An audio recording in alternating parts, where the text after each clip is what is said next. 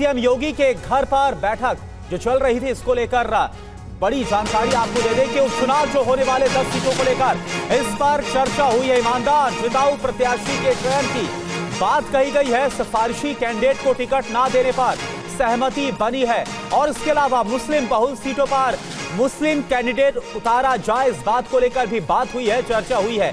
PDA के असर को लेकर भी चर्चा हुई है। तो किस तरह से समाजवादी पार्टी का खास तौर पर जो पीडीए फॉर्मूला है, इसका मुकाबला किया जाएगा। तो 10 सीटों का उपचुनाव, विधानसभा उपचुनाव जो कि होने वाला है यूपी की 10 सीटों पर, इसको लेकर जो मंथन किया गया, जो चर्चा की गई, उससे जुड़ी बड़ी जानकारी इस वक्त आपको हम दे रहे हैं। उपचुनाव को लेकर जो चर्चा में शामिल रहा, ईमानदार जिताऊ प्रत्याशी के चयन की बात कही गई है।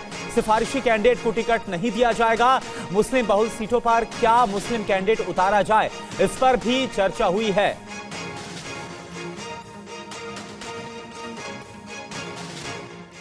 और इस बीच एक और खबर मिल रही है। बैठक के बाद यूपी सरकार में मंत्री स्वतंत्र देव सिंह ने ये कहा है कि बैठक में विकास परियोजनाओं, बाढ़ की स्थिति और पर चर्चा की गई है और सभी 10 सीटें जीतनी है, इसीलिए उपचुनाव पर भी चर्चा हुई है। और 10 की 10 जीतना है विधानसभा, इसलिए उस पर भी चर्चा हुई। बाकी अपने संगठन की तरफ से मंत्रिमंडल की बैठक, संगठन के लोग नहीं, मंत्रियों की। चुनाव को लेकर भी चर्चा हुई है, उसमें चुनाव की भी चर्चा हुई। अच्छा, नेतृत्व परिवर्तन को लेकर। और पंकज झा हमारे रोविंग एडिटर इस वक्त हमारे साथ जुड़ गए हैं। पंकज, स्वतंत्र देव सिंह ने जो कहा उससे दो बड़ी बातें निकल कर आती है। एक तो सिफारिशी कैंडिडेट को लेकर ये चर्चा हुई है कि उन्हें टिकट ना दें, और मुस्लिम कैंडिडेट्स को उतारने पर भी चर्चा हुई है।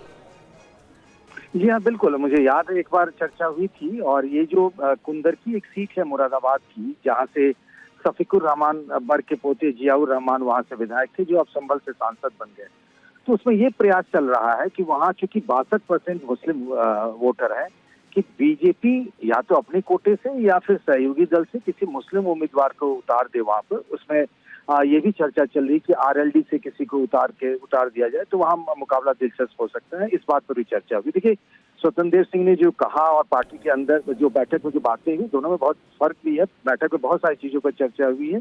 ये जो कहा जा रहा था कि इस बार लोकसभा चुनाव में कैंडिडेट अच्छे नहीं थे, उसकी वजह से रिजल्ट खराब हुए, तो उस चुनाव में ऐसा कैंडिडेट दिया जाए जो जिताऊ हो, इस बात पर बल दिया गया।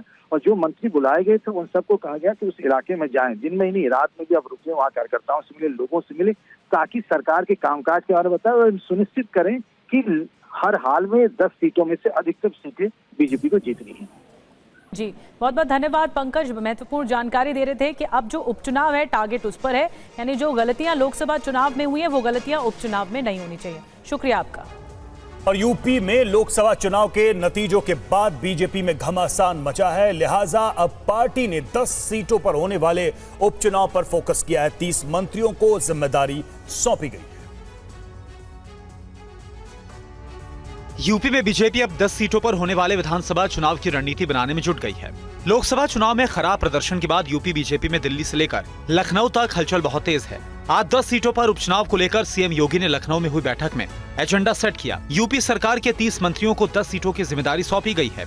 एक विधानसभा सीट के लिए 2 से 3 मंत्रियों की ड्यूटी लगाई गई है।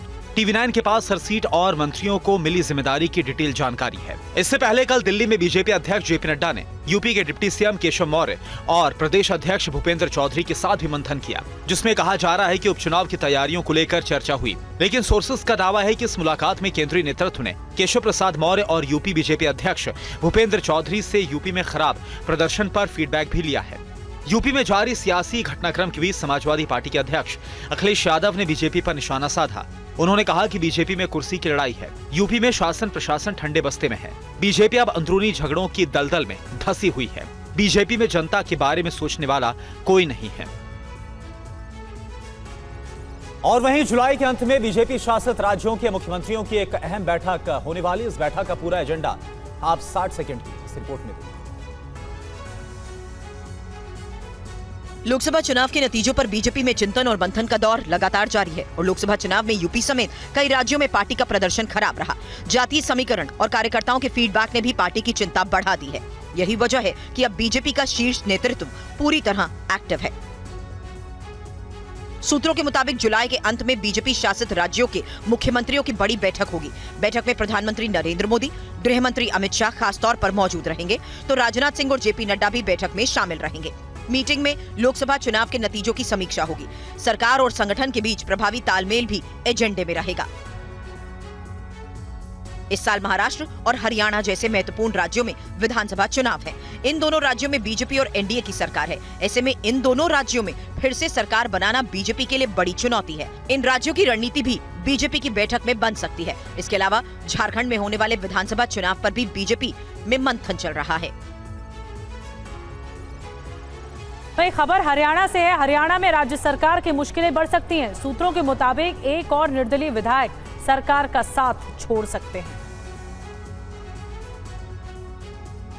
प्रथला विधानसभा क्षेत्र से निर्दलीय विधायक नयनपाल रावत के नाम को लेकर हरियाणा की राजनीति में चर्चा गर्म है। संभावना जताई जा रही है कि जल्द ही वो बड़ा ऐलान कर सकते हैं। सूत्रों के हवाले से खबर है कि कल चंडीगढ़ में नयनपाल रावत प्रेस कॉन्फ्रेंस करके बीजेपी सरकार से समर्थन वापसी का ऐलान कर सकते हैं। हरियाणा विधानसभा के अंक गणित की बात करें तो 90 विधायकों वाले सदन में इस वक्त 87 विधायक हैं। इस वक्त बीजेपी के 41 एमएलए हैं, तो एचएलपी के गोपाल कांडा और कांग्रेस छोड़कर बीजेपी में शामिल हुई तो शाम से विधायक किरण चौधरी समेत नायब सरकार के पास 44 विधायकों का समर्थन हासिल है। तो कांग्रेस के पास फिलहाल 28 विधायक हैं, तो 3 निर्दलीय विधायक भी इस वक्त कांग्रेस के साथ खड़े हैं। वहीं जेजेपी के 10 विधायक भी इस घटनाक्रम में काफी महत्वपूर्ण हैं। लेकिन इस वक्त जेजेपी के कई विधायक दुष्यंत चौटाला से नाराज हैं और सरकार के साथ खड़े नजर आ रहे हैं। इसके अलावा आईएनएलडी के अभय चौटाला और निर्दलीय विधायक बलराज कुंडू फिलहाल किसी पक्ष के साथ नहीं है।